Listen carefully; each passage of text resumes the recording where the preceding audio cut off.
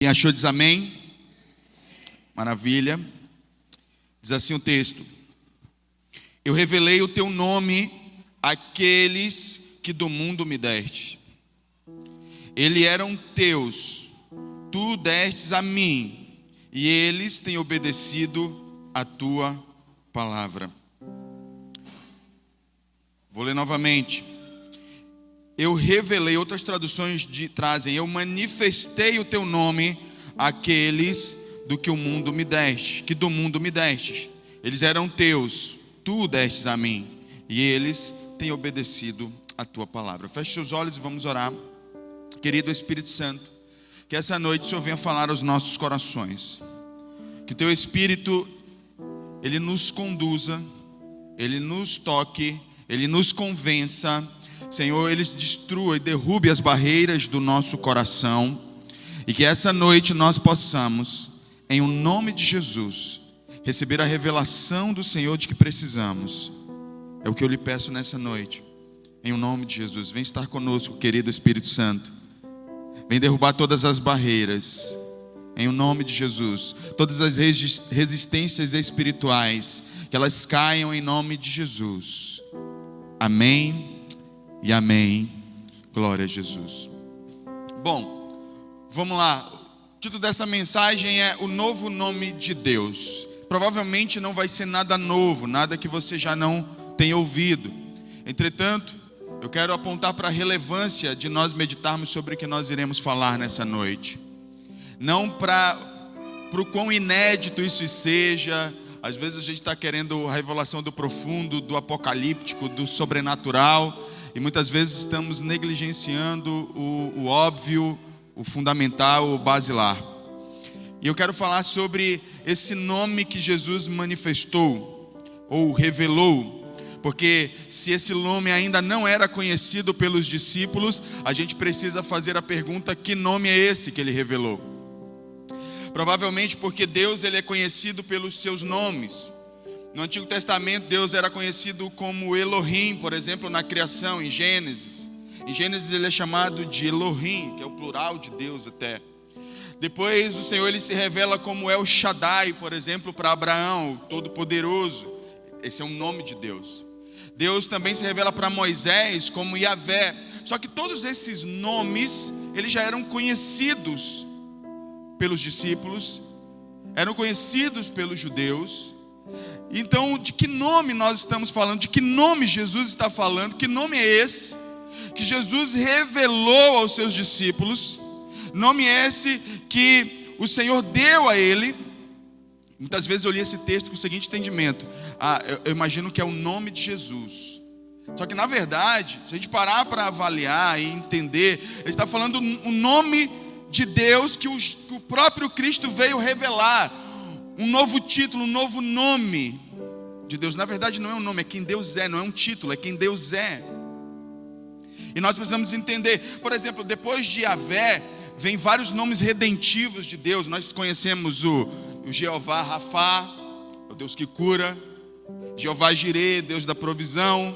Jeová Nissi, o Senhor é nossa bandeira. Quando Israel foi lutar contra Amaleque, a primeira vez que Deus foi chamado de Jeová Nissi foi quando eles foram lutar contra Amaleque. Então eles declararam: Jeová Nissi, o Senhor é nossa bandeira. Jeová Rafá, o Deus que cura, quando eles estavam lá diante das águas de Meribá, águas amargas, e aí eles foram, na verdade, nas águas amargas no Egito, foi tocada aquela água, foi curado. Então eles conheceram o Jeová Rafá, o Deus que cura. Deus da provisão foi conhecido por Abraão quando ia matar Isaac. Então na hora Deus proveu o cordeiro. Todos esses nomes, eles são nomes que evidenciam quem Deus é. E é curioso perceber que quando nós falamos que Deus é Jeová Rafá, nós não estamos falando de um Deus que tem a cura para a gente. Nós estamos falando de um Deus que é a cura para nós. Portanto, quando falamos do nome de Deus, nós não estamos falando do que Deus pode fazer. Nós estamos falando de quem Ele é. Quando nós falamos que Deus é Jeová Jireh, nós não estamos dizendo que Ele tem provisão para nós. Nós estamos dizendo que Ele é a nossa provisão. E é extremamente importante, então, ter a revelação adequada de quem Deus é. E a pergunta que eu fiz inicialmente e que fundamenta a nossa meditação de hoje: qual é o nome que Jesus veio revelar de Deus no Novo Testamento? O nome é Pai. Todos os outros nomes eram conhecidos. Na Bíblia, Jesus falou mais de 200 vezes. Para ser mais exato, ele chamou Deus de Pai 244 vezes no Novo Testamento. Poucas as vezes Jesus chamou Deus de Jeová, de Elohim, de El Shaddai. Mas em praticamente todas as interações de Jesus com Deus foi de Pai. E é curioso porque quando Jesus vem, ele vem como filho. Porque o nome que Jesus quer revelar é o nome Pai para nós. E é fundamental a gente meditar e refletir sobre a importância de nós conhecermos esse nome de maneira adequada. A maioria de nós, e nós vamos perceber aqui hoje, que a maioria de nós se relaciona com os outros aspectos de Deus. Agora, é curioso notar que Pai é o nome mais inclusivo de todos os nomes de Deus. É quem Ele é, e é o nome mais inclusivo que tem. É o único nome que é capaz de abarcar nele próprio todas as outras características ou todos os outros nomes de Deus. Pai. A gente, como de maneira natural, falando de maneira natural, a gente pode ter, o nosso pai pode ser o governador, ele pode ter o poder em determinados aspectos ou esferas da sociedade, mas quando ele está relacionando com a gente, o que a gente espera é que ele só seja o nosso pai.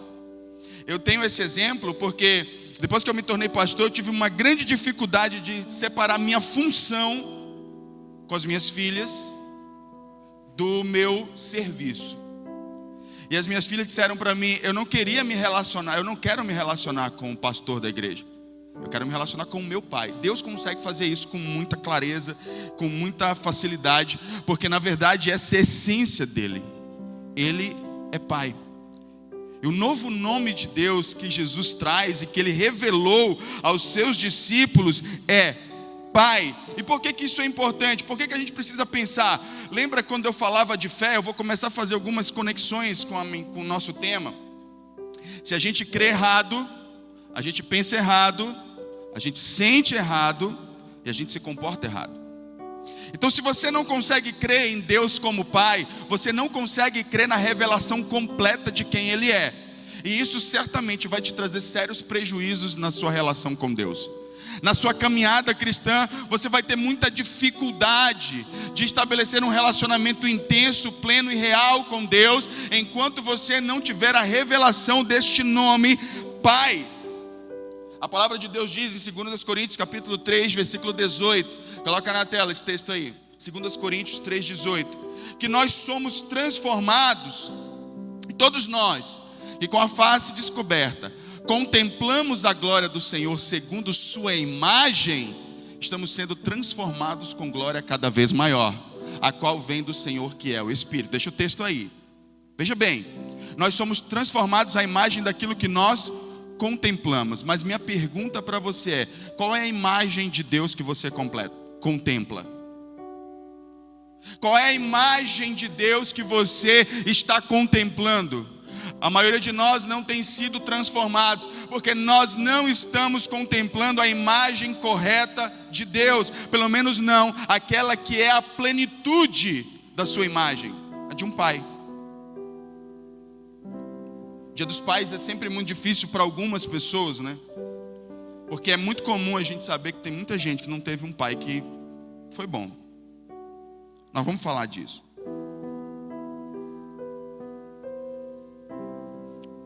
Só falar pai, pense aí no impacto que dá dentro de você. Pai.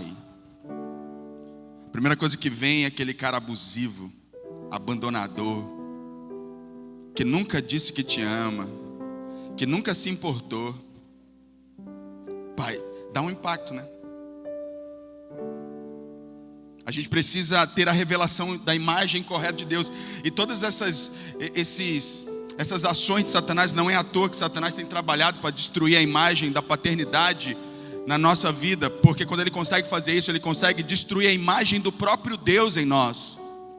O nome que Jesus veio revelar, que é o nome do Pai, ele está comprometido no nosso interior, e aí a gente não consegue se relacionar com Deus na sua plenitude. Várias vezes já aconteceu em processos de cura e de libertação, a gente tratar alguém e dizer para a pessoa assim: chama Deus de Pai, e a pessoa não conseguia chamar Deus de Pai. Se eu dissesse, chama Deus de Deus, ela disse, Deus. Fala, Jesus é meu Senhor, Jesus é meu Senhor. Agora diga, Jesus é meu Pai. A palavra Pai não ia. Não vai. A palavra Pai simplesmente trava. Porque essa imagem, ela está tão associada a dor e sofrimento, abandono e tantas outras coisas, que falar essa palavra é extremamente doloroso. E nós precisamos então restaurar essa imagem, porque é quando contemplamos, então, qual a imagem que talvez você contemple de Deus? E aí eu percebo que cada cristão ele tem uma característica muito específica.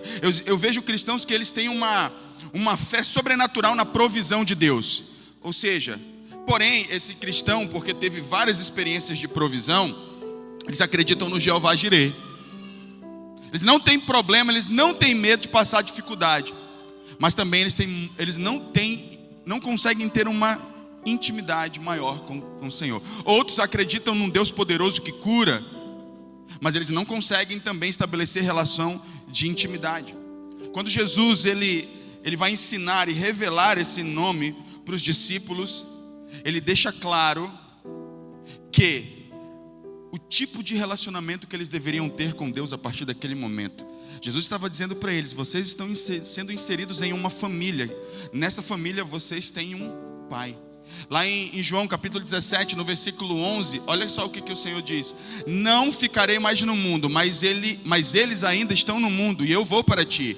Pai Santo, protege-os em teu nome, o nome que me deste, para que sejam um, assim como somos um.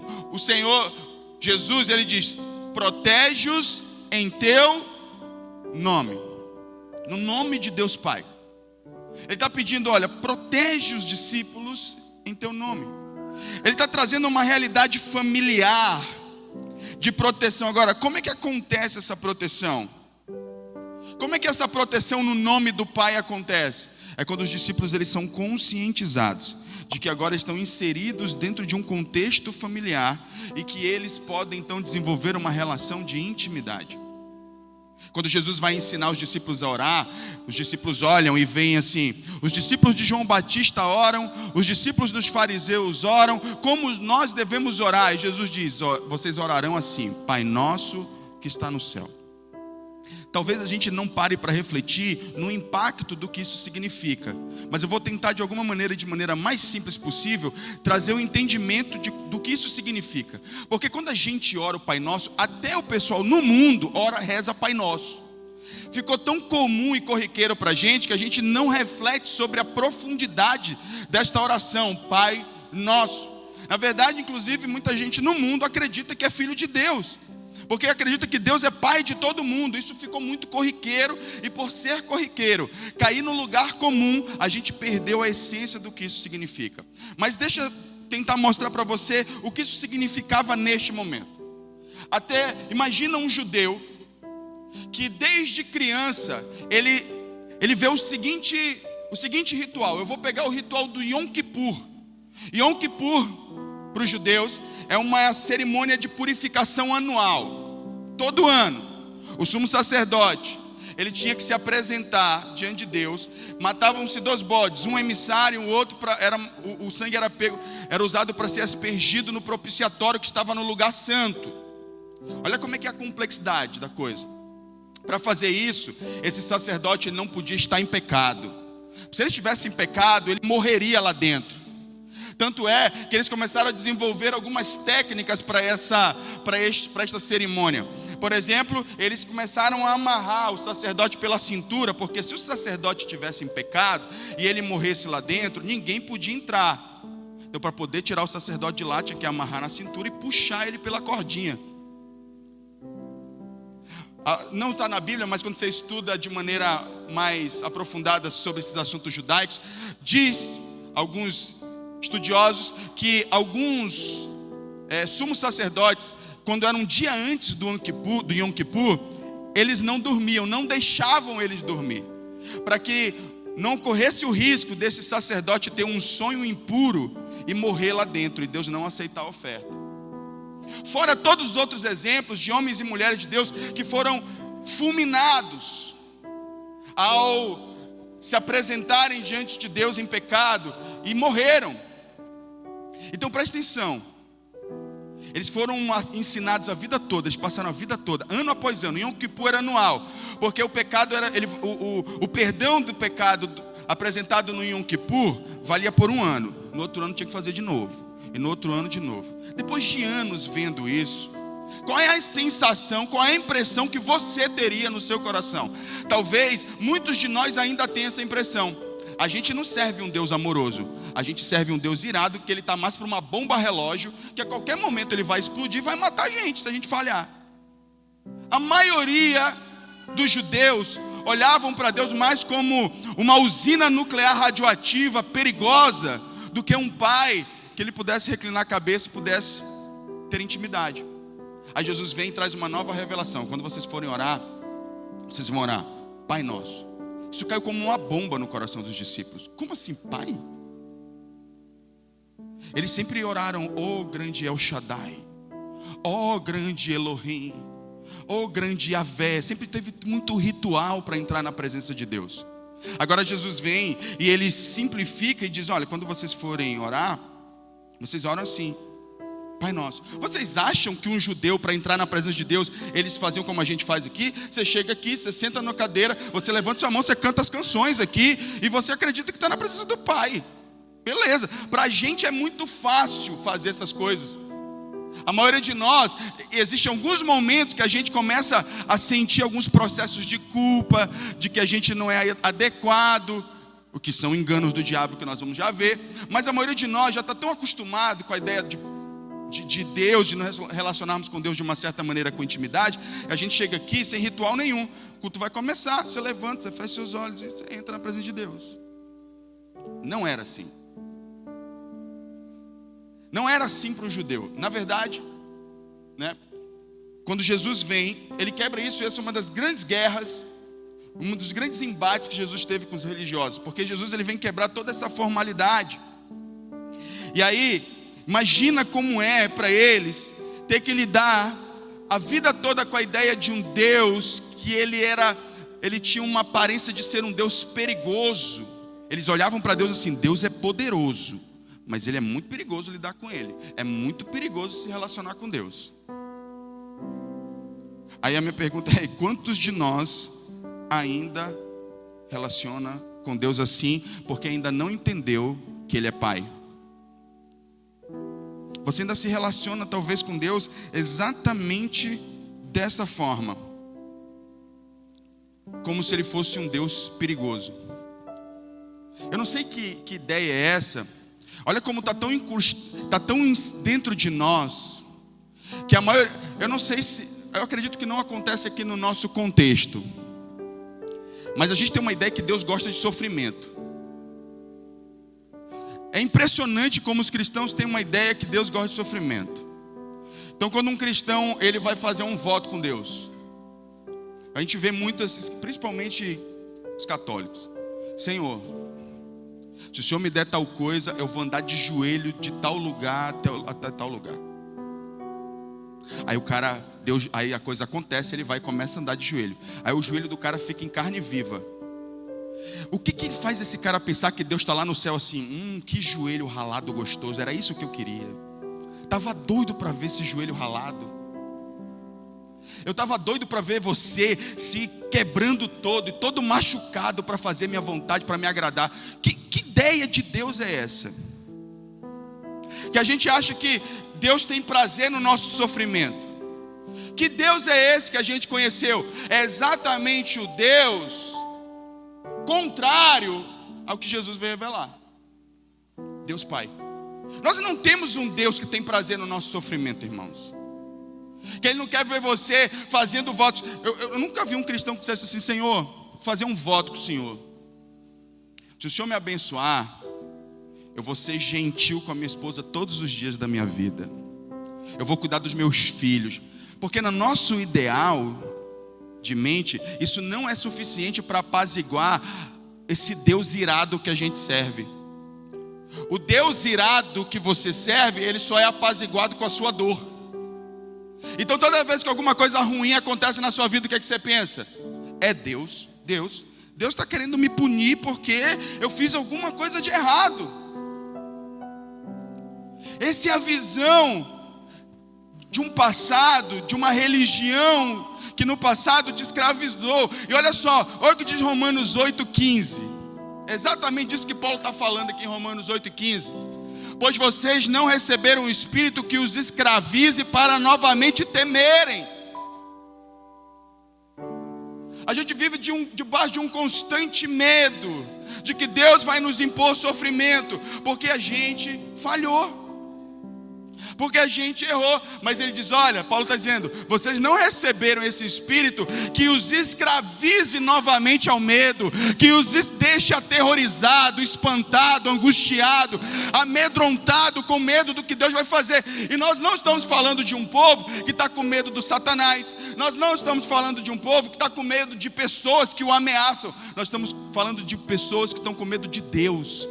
De Deus não suprir, de Deus não honrar, de Deus não amparar, de Deus não transformar. Nós estamos falando de gente com medo de Deus. Por que essas pessoas elas têm medo de Deus? Porque elas contemplam a imagem errada de Deus. Como ter fé num Deus assim? Como acreditar que Deus, Ele vai trabalhar na minha vida, se eu acredito que Ele é um Deus que precisa ser apaziguado? A visão que eu tenho de alguns cristãos crendo em Deus é assim: Deus está com raiva o tempo todo. O tempo todo Ele está com raiva. E tudo que a gente tem que fazer é deixar Ele mais tranquilo. Então a gente precisa se esforçar muito para deixar Deus tranquilo, porque Deus está com raiva. De onde vem essa ideia? Por isso que o autor de Romanos, ele diz assim: olha, vocês não receberam o espírito que os escravize para novamente temer. Ele está falando do Antigo Testamento aqui. Vocês viviam debaixo de uma religião. A Bíblia é clara ao dizer que o Antigo Testamento eram sombras que não revelavam Deus na sua plenitude. Então que tudo que veio ali no Antigo Testamento, ele teve um propósito, mas apontava para um outro tempo, onde a revelação plena de Deus viria, que ela vem em Cristo, na plenitude dos tempos. E Deus vem revelar esse nome: Deus é Pai. Como estou entendendo? Agora, os discípulos têm essa revelação. Peraí, nós fazemos parte de uma família. Nós temos um Pai. Aí no texto aqui ele diz: mas receberam o Espírito que os torna filhos por adoção. Aqui a palavra no original, embora eu ainda ache a palavra adoção boa do mesmo jeito, no original também significa filiação. É como se pela palavra a semente de Deus é colocada no nosso interior, então nós somos gerados filhos de Deus, por meio do qual clamamos: Abba, Pai. Qual é o clamor que nasce no coração daqueles que realmente estão em Cristo? Um clamor por um Pai. Quando o teu coração ele começa a clamar pelo Pai, é quando realmente você tem uma conexão. É quando de fato a nova aliança ela desperta no seu interior. Porque enquanto isso não acontece, e você está olhando para esse Deus irado, irritado, que está doido para te punir, que está doido para te fazer pagar uma penitência duríssima porque quer te ver sofrer, você ainda está vivendo novamente escravo, vivendo debaixo do medo, aterrorizado. Irmãos, quantos de vocês, irmãos, muitas vezes estão servindo a Deus morrendo de medo de ser punido por Deus, porque você ainda não entendeu que Deus você serve, porque você ainda não entendeu que você tem um Pai. Deus não quer que nós vivamos debaixo desse medo. Ele quer nos libertar desse medo. 1 João capítulo 3, versículo 1, ele prova isso. João teve o seguinte entendimento: vejam como é grande o amor que o Pai nos concedeu, sermos chamados filhos de Deus, o que de fato somos. Por isso o mundo não nos conhece, porque não o conheceu. Como é que Deus revela o seu amor para conosco? Nos chamando de filhos. Você é filho de Deus, você é filha de Deus. Se você realmente crê com entendimento sobre o que significa ser filho de Deus, você não pode ficar se relacionando com Deus achando que é pelo seu mérito, pelos seus esforços, porque não é. Quando a gente lê Lucas capítulo 15, no versículo 20, que é a história do filho pródigo, a gente vê um pai correndo na direção do seu filho. É exatamente a figura desse pai, é a figura que Jesus está descrevendo, de um pai que corre na direção do seu filho. Uma corrida desesperada, um sprint para chegar rápido. E como nós lemos, quando o Derek Hammond ele cruza a linha de chegada com o pai dele, ninguém mais queria saber quem tinha sido o primeiro lugar dessa corrida, quem tinha ganhado a corrida. Porque isso traz uma relação direta com o reino de Deus, porque no reino, vencedor não é aquele que chega em primeiro pelos seus próprios méritos. Vencedor é aquele que é atravessado na linha de chegada pelo seu pai. Isso é ser um vencedor em Deus. E aí você está aí se esforçando, fazendo força para querer agradar ou para querer chegar em primeiro. Só que você não está fazendo isso com seu pai. Você acha que é para ele, mas você não está fazendo isso para ele. Você está fazendo isso para você. Você quer provar que você tem valor, você quer provar que você pode. Quando tudo que Jesus queria é que você deixasse ele correr na tua direção, botar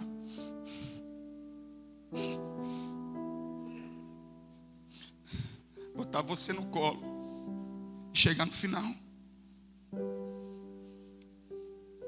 Isso é cristianismo. É ser carregado por um pai. É ter intimidade. É ter fé que ele é bom, que ele vai correr para você quando tudo estiver difícil. Eu fico imaginando o quão difícil é para alguém que falha ou que tem um problema no percurso, levando em conta que as escrituras dizem que a nossa vida cristã é como uma corrida. Então vamos supor que nós, à semelhança do Derek Hammond, nós nos lesionamos no meio da corrida, mas nós estamos tentando provar alguma coisa para o pai, e a gente se sente envergonhado. Ao invés de, e o pai vai lá, ele corre ao nosso encontro e está esperando que a gente ceda para ele, a gente quer provar e a gente rejeita. Quão vergonhoso é correr para os braços de um Deus irado quando te vê falhando. Agora, quão prazeroso é correr para os braços de um pai que vai te acolher no momento que você falha. Saber que você vai ter apoio, vai ter colo, você não vai ser rejeitado, você vai ser amado. Esse é o pai que nós vemos na Bíblia. Olha o que diz Lucas capítulo 15, versículo 20. Coloca esse texto para a gente. A seguir, levantou-se e foi para o seu pai. Estando ainda longe, seu pai o viu, cheio de compaixão, correu para o seu filho e o abraçou e o beijou. No grego existem duas palavras para correr. Existe uma que simboliza aquele trotezinho que a pessoa... E existe uma outra palavra que fala daquela explosão que alguém dá quando vai correr, um sprint. Adivinha qual é a palavra que é usada aqui? Aquela explosão na direção do filho. Isso é muito significativo, porque nessa cultura, uma pessoa, a ideia de um pai que está perdoando um filho que foi embora, e ele ainda corre desesperadamente na direção desse filho, era vergonhosa. Nessa época aqui, homens acima de 40 anos não corriam, porque era considerado inapropriado. Então quando Jesus conta essa história, os judeus que estão ouvindo isso estão achando absurdo, porque assim, como assim um pai vai correr na direção do seu filho? Porque isso era inapropriado. Normalmente, esses homens acima dos 40 anos, eles andavam de maneira muito elegante, muito comedida. E um pai correndo feito desesperado na direção do seu filho era uma imagem pouco usual. Mas é isso que Jesus está dizendo que Deus faz por nós. Quantos estão entendendo o que eu estou dizendo? Diga amém. Então o que Deus quer de nós? Bota Romanos 8,15. Deus não quer o seu desempenho. Deus não quer que você seja super. Deus quer isso aqui, ó. Clamor. Deus quer o seu clamor, dizendo: Pai, Pai. Imagine seu filho. Seu filho precisa de você, você quer que ele faça todo um ritual para pedir tua ajuda? Ou você quer que ele clame dizendo: Pai, me ajuda? Imagina se todas as vezes que as minhas filhas, elas lá no meu quarto, elas entram livremente. A gente até tem que tomar cuidado de dizer para ela: minha filha pelo menos bate, né? Mas ela é tipo assim, como se fosse o quarto dela mesmo. Imagina se eu dissesse assim: toda vez que você entrar aqui no quarto, você tem que bater na porta e dizer assim: ó vós que habitam nesse quarto, vocês permitem que a gente entre? Elas não fazem isso. Por quê? Porque elas são nossas filhas.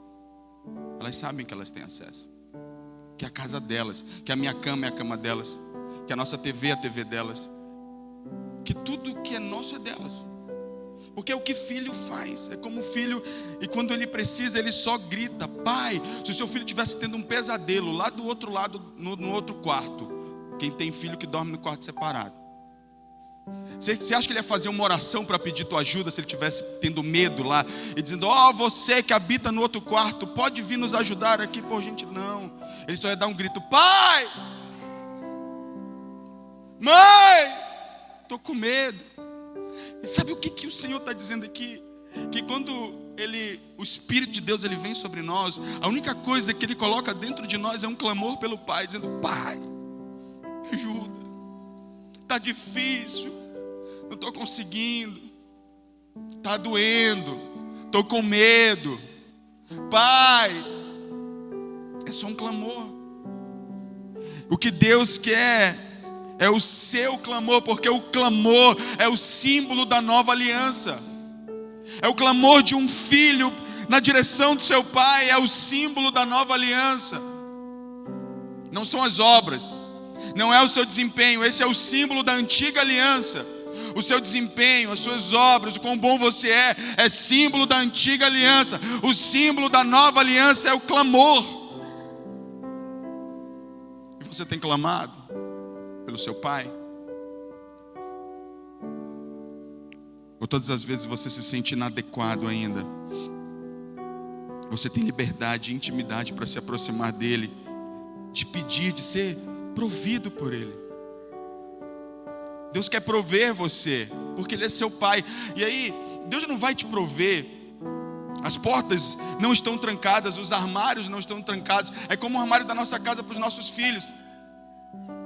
Quem tem filho que já tem sua própria vida aí, levanta a mão, já é casado. Quando ele chega lá na sua casa, ele pede para abrir a geladeira, mesmo já sendo casado, ou ele vai lá: oi pai, vai abrindo, vou comer isso aqui. Porque as portas não estão fechadas para os filhos, nunca estão. Essa é a grande verdade. E Deus, ele supre a gente assim, segundo, olha o que diz, bota Filipenses, eu não pedi esse texto não, mas bota Filipenses 4,19 aí. Olha quão poderoso é. Como é que Deus supre a gente? Pelas nossas necessidades? Não, pela sua riqueza.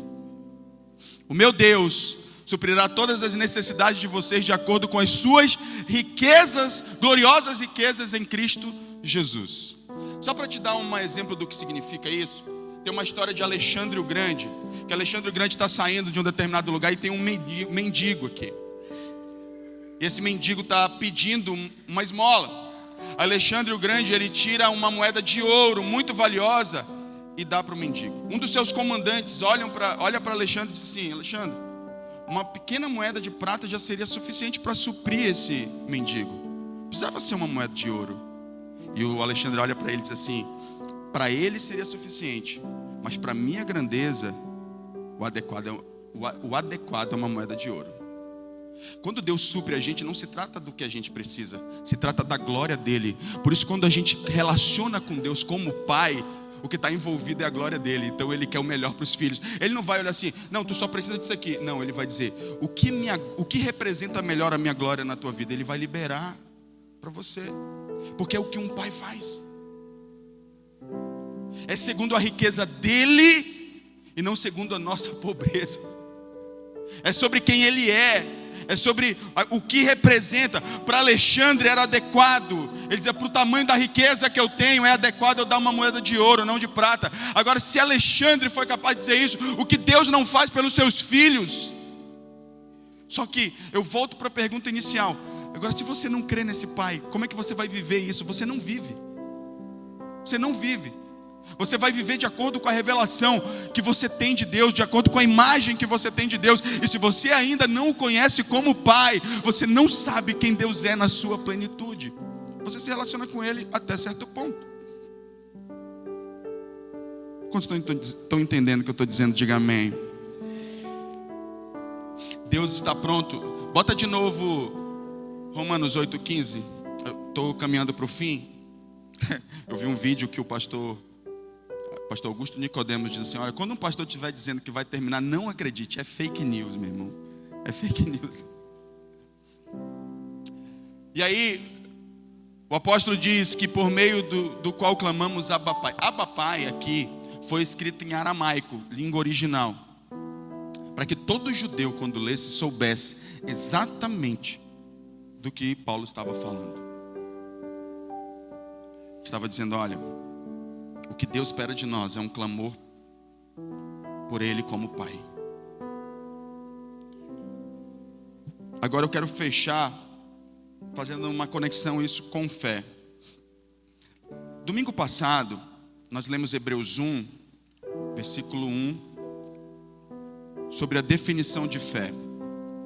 Definição de fé é a certeza daquilo que... Bota Hebreus 1 aí, só para eu contextualizar aqui. Hebreus 11:1, desculpa. Hebreus 11:1. A fé é a certeza daquilo que esperamos e a prova das coisas que não vemos. Aqui, eu disse para vocês o seguinte: fé e esperança andam extremamente juntas. A esperança é a fé esperando. É quando eu estou esperando, confiando naquele que falou, naquele que prometeu. Então, lembro que eu disse também que a fé não é uma fé no escuro, mas na fé nas evidências que Deus... Tanto é, bota o versículo 2. Bota o versículo 2. Por meio da fé, o versículo 3. Pela fé entendemos que o universo foi formado pela palavra de Deus. O autor de Hebreus decide começar por esse fato, porque ele está querendo dizer, olha, existem evidências de que Deus existe. Existem evidências. O universo é uma delas. Todas as coisas criadas são uma evidência da existência de Deus. Então o que é fé? É esperança de que o meu futuro, olhando para o futuro, de que o futuro é bom. Esperança é a expectativa do bem no futuro. A expectativa do mal chama-se medo. Nos nossos dias atuais chama-se ansiedade. O que os ansiosos fazem? Eles olham para o futuro com uma expectativa má. O que um homem e uma mulher de fé faz? Olha para o futuro com uma expectativa boa. Eles têm uma esperança. Por que o fazem? Porque eles conhecem aquele que prometeu. Agora eu te pergunto, se você não olhar Deus como Pai, é muito difícil para você, não é não? Ter uma expectativa de bem, se o Deus que você serve é um Deus irado, zangado, raivoso, que está esperando você errar para punir você. É muito difícil. Se a sua fé ela não está conectada, ligada com a paternidade de Deus, a gente tem uma fé muito frágil no nosso desempenho ou em outros aspectos da vida. Dinheiro, intelecto, dentre outras coisas. No que você crê?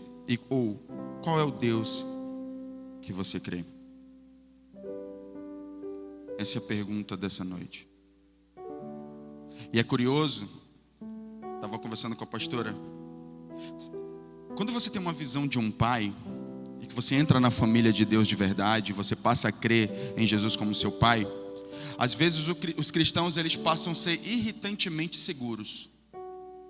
Eu achei curioso, quando eu estava pensando, meditando sobre isso, quando eu meditava nessa palavra, que eu vejo cristãos que lidam com outros cristãos de fé. E alguns cristãos que ainda não desenvolveram essa fé em Deus, eles ficam irritados com aqueles cristãos que creem.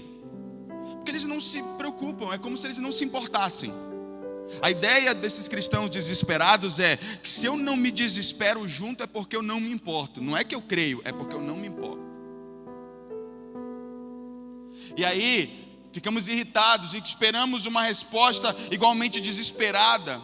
É engraçado como a gente, quando encontra cristãos de fé, nós não gostamos da postura dos cristãos de fé. Ele é irritantemente seguro, irritantemente tranquilo, para a maioria daqueles que não creem. Já teve essa experiência, irmão? Provavelmente você já encontrou com um cristão de fé, que você foi se lamuriar das suas dores, e ele disse assim: vamos orar, irmão. E você disse: como assim vamos orar? Não é só para orar, como não? Tiago diz: há alguém entre vós sofrendo, ore. Mas aí o cristão desesperado, ele não aceita do cristão que tem fé esse conselho, ore. Porque o ore para ele é: eu não me importo. Porque eu se importar é trabalhar, é fazer, eu tenho que fazer tudo. Uma manifestação de fé que a gente pode ter, orar. Eu estava conversando com a pastora hoje sobre isso. A maior disciplina espiritual que a gente pode desenvolver na vida, que é desprovida de ego, é oração. Todas as outras, elas envolvem algum nível de ego. Por exemplo, eu estou aqui pregando e alguém pode dizer assim: cara, pregar é maravilhoso e deve ser uma atividade espiritual. Só que tem ego aqui. Porque eu quero falar bem para que você me ouça, eu quero trazer uma boa mensagem. Tem ego aqui.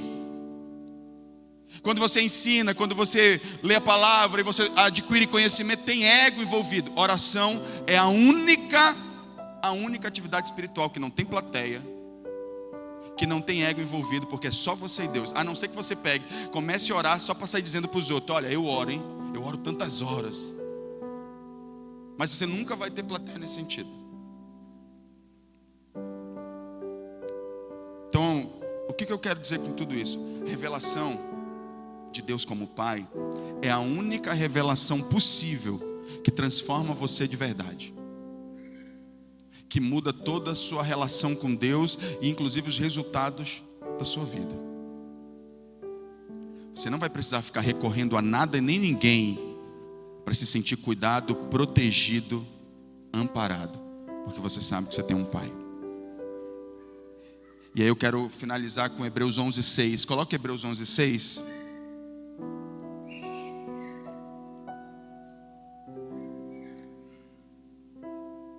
Sem fé é impossível. Eu vou pregar de novo sobre esse texto, mas eu só quero concluir com ele. Sem fé é impossível agradar a Deus, pois quem dele se aproxima precisa crer que ele existe e que recompensa aqueles que o buscam. A palavra recompensar é presentear aqui, galardoador, aquele que dá presentes. E esses presentes, eles nada têm a ver com o nosso mérito, tem a ver com as riquezas dele. Ele é rico. Ele é rico em misericórdia, ele é rico em graça, ele é rico em tudo. Então a minha pergunta para você nessa noite: com que Deus você se relaciona? Ou melhor, para essa pergunta ficar conectada com o nosso tema fé, qual é o Deus que você crê? Em que Deus você crê? Você crê num Deus que é Pai? Se você ainda não crê, você ainda tem sérias dificuldades na sua vida cristã, imagino eu. No seu interior você tem sérias dificuldades, imagino eu. Eu quero convidar você a ficar de pé nessa noite.